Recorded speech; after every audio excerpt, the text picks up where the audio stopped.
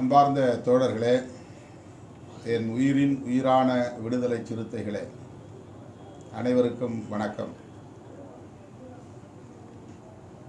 முகநூல் நேரலை வாயிலாக உங்களை சந்திப்பதில் மகிழ்ச்சி அடைகிறேன். ஜூலை 21ஆம் தேதி முதல் நாடாளுமன்ற கூட்டத்தொடர் தொடங்க இருக்கிறது. அதற்கு முன்னதாக செங்கல்பட்டு மற்றும் காஞ்சிபுரம் மாவட்டங்கள் ஒருங்கிணைந்த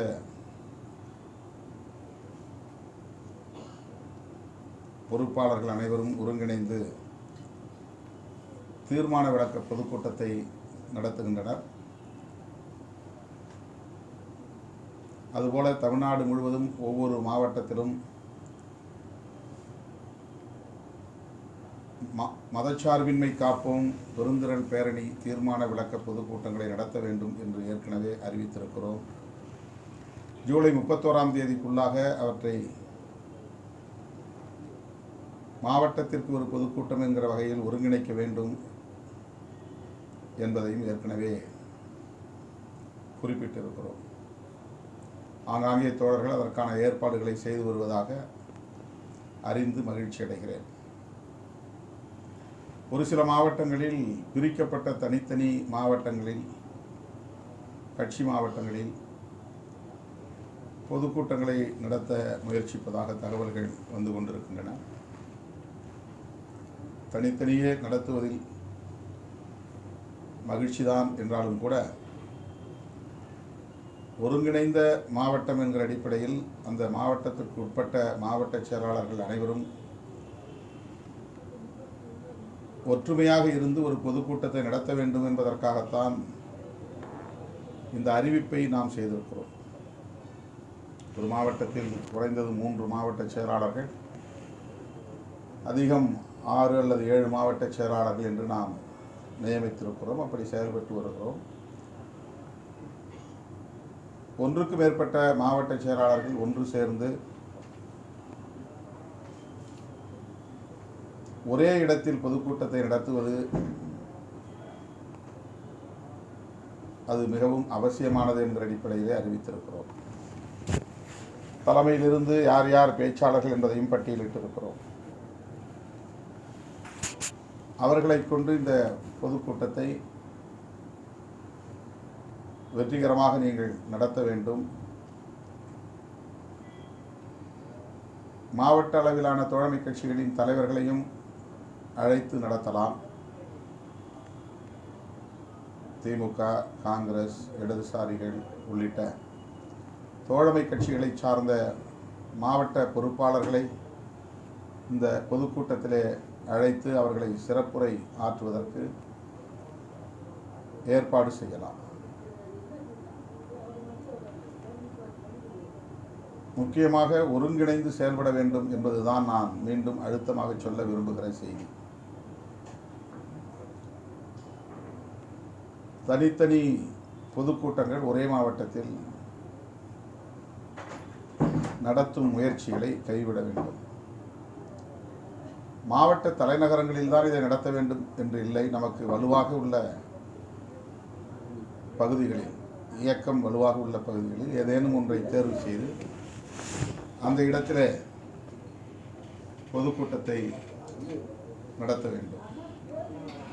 சில பேர் இதை அரங்க கூட்டமாக நடத்துவதற்கு முயற்சிப்பதாகவும் தகவல்கள் வருகின்றன. இந்த கூட்டத்தை அரங்க கூட்டமாக நடத்தக்கூடாது. பொதுக்கூட்டமாக 5000 பேர் அளவுக்கு திரளக்கூடிய ஒரு இடத்தை தேர்வு செய்து அந்த இடத்திலே வழக்கம் போல மேடை, ஒலி அமைப்புகளை வைத்து சிறப்பாக ஒருங்கிணைக்க வேண்டும். தலைமையிலிருந்து அறிவிக்கப்பட்ட பேச்சாளர்கள் தீர்மானங்களை முழுமையாக படித்து விளக்கி நம்மிடையே உரையாற்ற இருக்கிறார்கள். இந்த தீர்மானங்களை தோழமை கட்சி தலைவர்கள் அழைக்க பெற்றால் அவர்களுக்கும் நீங்கள் முன்கூட்டியே வழங்க வேண்டும். மதச்சார்பின்மை காப்போம் என்கிற இந்த முழக்கத்தை நாம் சட்டமன்ற தேர்தல் வரையிலும் இன்னும் இன்னும் விரிவாக உரையாடுவதற்கான களத்தை நாம் உருவாக்க வேண்டும். ஆகஸ்ட் 17 என்னுடைய பிறந்த நாளுக்கு இந்த ஆண்டுக்கான கருப்பொருள் மதச்சார்பின்மை காப்போம் என்பதுதான். ஒவ்வொரு ஆண்டும் பிறந்த நாளை வெறும் பிறந்த நாள் கொண்டாட்டம் என்று இல்லாமல் ஒரு கருப்பொருளை முன்வைத்து நிகழ்வுகளை ஒருங்கிணைத்து வருகிறோம். இந்த ஆண்டுக்கான கருப்பொருள் திருச்சிராப்பள்ளியில் நாம் எந்த பேரணி நடத்தினோமோ அந்த பேரணியின் கருப்பொருள் தான் பிறந்தநாள் விழாவுக்கான கருப்பொருளுமாகும். தீர்மான விளக்க பொதுக்கூட்டமும் மதச்சார்பின்மை காப்போம் பெருந்திரள் பேரணி தீர்மான விளக்க பொதுக்கூட்டம் என்று நீங்கள் துண்டறிக்கைகளில் சுவரொட்டிகளில் தலைப்பிட வேண்டும். மதச்சார்பின்மை காப்போம் என்பது முதன்மையான இடத்தில் இடம்பெறும் வகையில் துண்டறிக்கைகளை சுவரொட்டிகளை வடிவமைக்க வேண்டும். இதுதான் பிறந்தநாள் விழாவின் கருப்பொருளும் இதுதான் தேர்தல் வரையிலுமான கருப்பொருள். இன்றைக்கு அகில இந்திய அளவிலே சங் பரிவார்களால் மிகப்பெரிய அச்சுறுத்தலுக்கு ஆளாகி இருப்பது மதச்சார்பின்மை என்பதுதான்.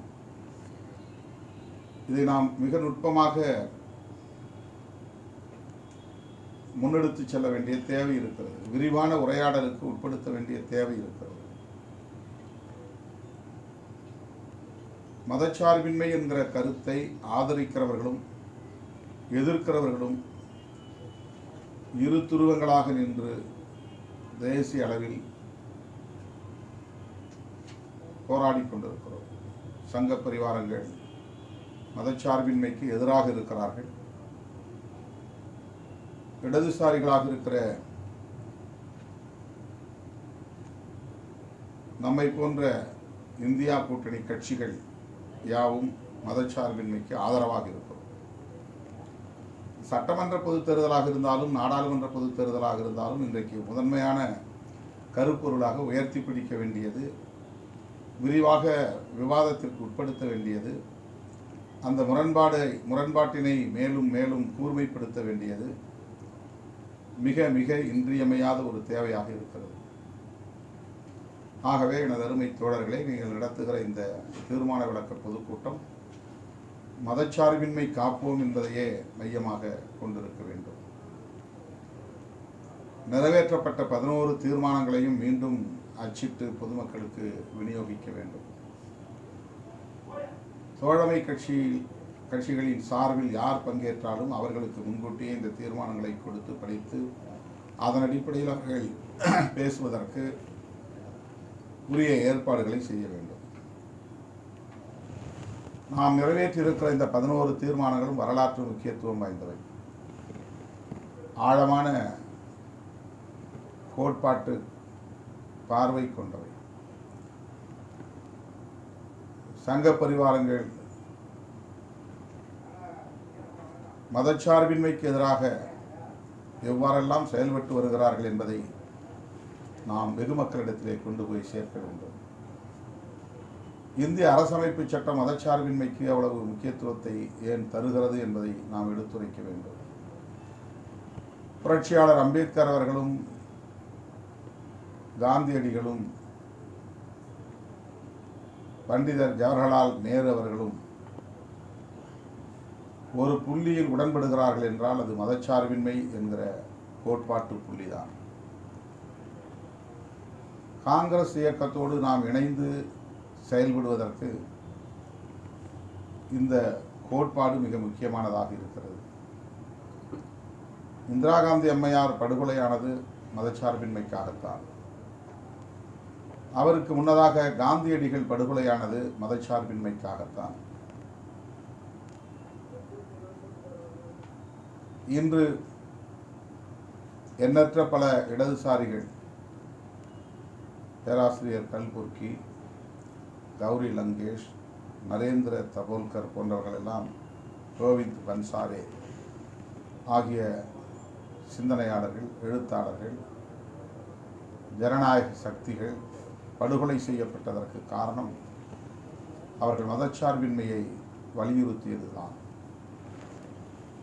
பாரதிய ஜனதா உள்ளிட்ட சங்க பரிவாரங்கள் தேர்தல் களத்தில் வெற்றி பெறுவதற்கு அனைத்து தில்லுமுள்ளு வேலைகளையும் செய்ய துணிந்திருக்கிறார்கள் என்றால் அதற்கு காரணம் வெறும் தேர்தல் அதிகார நுகர்வு மட்டுமல்ல, ஆட்சி அதிகார நுகர்வு மட்டுமே அதற்கு அடிப்படை காரணம் அல்ல. அந்த ஆட்சி அதிகாரத்தை தக்க வைத்துக் கொள்ள வேண்டும். எதற்காக என்றால் மதச்சார்பின்மையை சிதைத்து அழிக்க வேண்டும் என்பதுதான். அதற்காகத்தான் அவர்களுக்கு அதிகாரம் தேவை. அதற்காகத்தான் அவர்கள் தேர்தலில் போட்டியிடுகிறார்கள். அதற்காகத்தான் அவர்கள் டெல்லியில் மட்டுமல்ல ஒவ்வொரு மாநிலத்திலும் ஆட்சி அதிகாரத்தில் இருக்க வேண்டும் என்று துடிக்கிறார்கள். ஆகவே இந்திய அரசின் உயிர் நாடி என்று சொன்னால் அது மதச்சார்பின்மை என்கிற கோட்பாடு தான். எனவே நாம் பொதுக்கூட்டங்களை, கவியரங்கங்களை, கருத்தரங்குகளை, இதுபோன்ற இன்னும் பிற நிகழ்வுகளை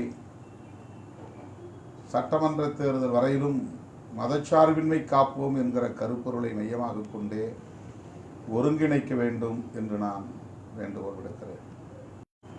ஆகஸ்ட் 17 பிறந்த நாள் சில ஆண்டுகளாக விழாவை ஒருங்கிணைக்கிறோம். இசையரங்கம், கருத்தரங்கம், ஊடகவியலாளர் அரங்கம், கவியரங்கம் போன்று பல நிகழ்வுகளை ஒருங்கிணைக்கிறோம். வாழ்த்தரங்கம் இறுதியாக. இந்த ஆண்டு பல்வேறு ஆளுமைகள் பங்கேற்க இருக்கிறார்கள். குறிப்பாக திரு கமல்ஹாசன் அவர்களும் இந்த நிகழ்வில் பங்கேற்று வாழ்த்துவதற்கு இசை வந்திருக்கிறார். வேறு சில முக்கிய ஆளுமைகள் இதில் பங்கேற்க இருக்கிறார்கள்.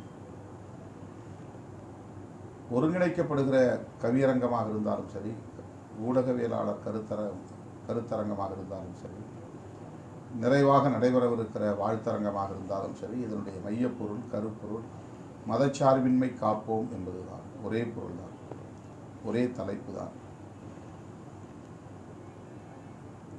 எனவே மதச்சார்பின்மை காப்போம் பெருந்திரள் பேரணி, தீர்மானங்கள் விளக்க பொதுக்கூட்டம் அனைத்து மாவட்டங்களிலும் நடைபெற வேண்டும். ஒருங்கிணைந்த மாவட்டத்தின் சார்பில் ஒரே பொதுக்கூட்டம் நடைபெற வேண்டும். தலைமையிடத்திலிருந்து அறிவிக்கப்பட்டிருக்கிற பேச்சாளர்கள் இதில் முதன்மை இடம் பெற வேண்டும். தோழமை கட்சி தலைவர்களை ஆங்காங்கே நாம் அழைத்துக் கொள்ளலாம். வசதிக்கு ஏற்ப கால பொருத்தம் இருந்தால், போதிய கால அவகாசம் இருந்தால் தொடர்பு கொண்டு அவர்களை எல்லாம் அழைத்து நடத்தலாம். இந்த தீர்மானங்களை கட்டாயமாக பொதுமக்களுக்கு கொண்டு போய் சேர்க்க வேண்டும். எனவே துண்டறிக்கைகளாக அவற்றை அச்சிட்டு ஆயிரக்கணக்கிலே மக்களுக்கு விநியோகம் செய்ய வேண்டும் என்று கேட்டுக்கொள்கிறேன். நான் தற்போதைக்கு செங்கல்பட்டு மாவட்டத்திலே மறைமலை நகரிலே நடைபெறவிருக்கிற பொதுக்கூட்டத்திற்கு இசைவளித்திருக்கிறேன். வேறு சில மாவட்டங்களுக்கும் தோழர்கள் கேட்டுக்கொண்டிருக்கிறார்கள். நான் அது குறித்து எந்த முடிவும் இன்னும் எடுக்கவில்லை. ஆகவே ஏற்கனவே நான் பட்டியலில் அறிவித்திருக்கிறபடி தலைமையிடத்திலிருந்து வரக்கூடிய அல்லது அனுப்பக்கூடிய அந்த பேச்சாளர்களை முறையாக அழைத்து நிகழ்வுகளை சிறப்பாக நடத்த வேண்டும், வெற்றிகரமாக நடத்த வேண்டும் என்று கேட்டுக்கொள்கிறேன். காஞ்சிபுரம் மற்றும் செங்கல்பட்டு ஆகிய 2 மாவட்டங்களின் சார்பில் 9 மாவட்ட செயலாளர்கள் ஒருங்கிணைந்து செயல்படுகிறார்கள். தென்னவன் மறைமலை நகரில் இந்த நிகழ்வை நடத்துவதற்கு முடிவு செய்து 9 மாவட்ட செயலாளர்களும் இணைந்து நாளை 19ஆம் தேதி நடத்துவதாக இருந்தது. நான் அவசர நிமித்தம் டெல்லிக்கு செல்ல வேண்டியிருப்பதால், இந்தியா கூட்டணி கட்சிகளின் கலந்தாய்வு கூட்டத்தில் பங்கேற்க வேண்டியிருப்பதால் 19ஆம் தேதி மாலை நடைபெறுவதாக அறிவிக்கப்பட்ட கூட்டம் 20ஆம் தேதி மாலைக்கு தள்ளி வைத்திருக்கிறோம். அதே இடம்தான், அதே கருப்பொருள்தான். ஆகவே 20ஆம் தேதி மாலை 6 மணி அளவில் மறைமலை நகரில் நடைபெறும் பொதுக்கூட்டத்தில் சந்திப்போம். மாவட்ட செயலாளர்கள் தென்னவன், சாமுவேல் எபினேசர், திருநீர்மலை தமிழரசன், கனல்விழி, காஞ்சிமு தமிழினி, செய்யூர் பொன்னிவளவன், காஞ்சிபுரம் மாவட்டத்தை சார்ந்த மாவட்ட செயலாளர்கள் தீவா எழிலரசு, வழக்குரைஞர் மதி ஆதவன், மேனகாதேவி கோமகன் ஆகிய 9 பேரும் இணைந்து இதனை வெற்றிகரமாக ஒருங்கிணைத்து வருகிறார்கள். இயக்கத் தோழர்கள் அனைவரும் தவறாமல் பங்கேற்று நிகழ்வை சிறப்பிக்க வேண்டும். மேனாள் மாவட்ட செயலாளர்கள் சூரா ராஜ்குமார், சூகா ஆதவன், வழக்குரைஞர் தேவ அருள் பிரகாசம், செங்கை தமிழரசன், பாசறை செல்வராஜ் ஆகியோரும் இவர்களுக்கு உற்ற துணையாக இருந்து ஒத்துழைப்பு நல்கி வருகின்றனர். அத்துடன் ஒருங்கிணைப்பு பணிகளை முன்னின்று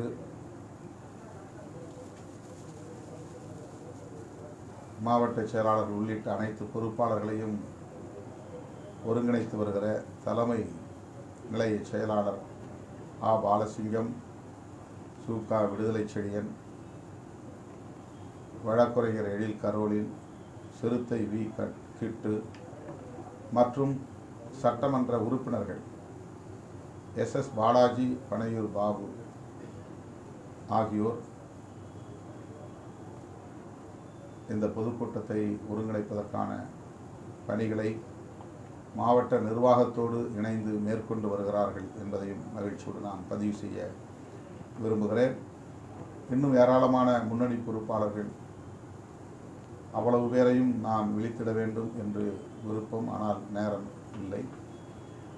முன்னாள் மாநில பொறுப்பாளர்கள், இந்நாள் மாநில பொறுப்பாளர்கள், முன்னாள் மாவட்ட பொறுப்பாளர்கள், இந்நாள் மாவட்ட பொறுப்பாளர்கள் என்று ஒன்றிய நகர பேரூர் நிர்வாகிகள் அனைவரும் ஒன்று சேர்ந்து இணக்கமாக இருந்து இந்த பொதுக்கூட்டத்தை வெற்றிகரமாக நடத்த வேண்டும்.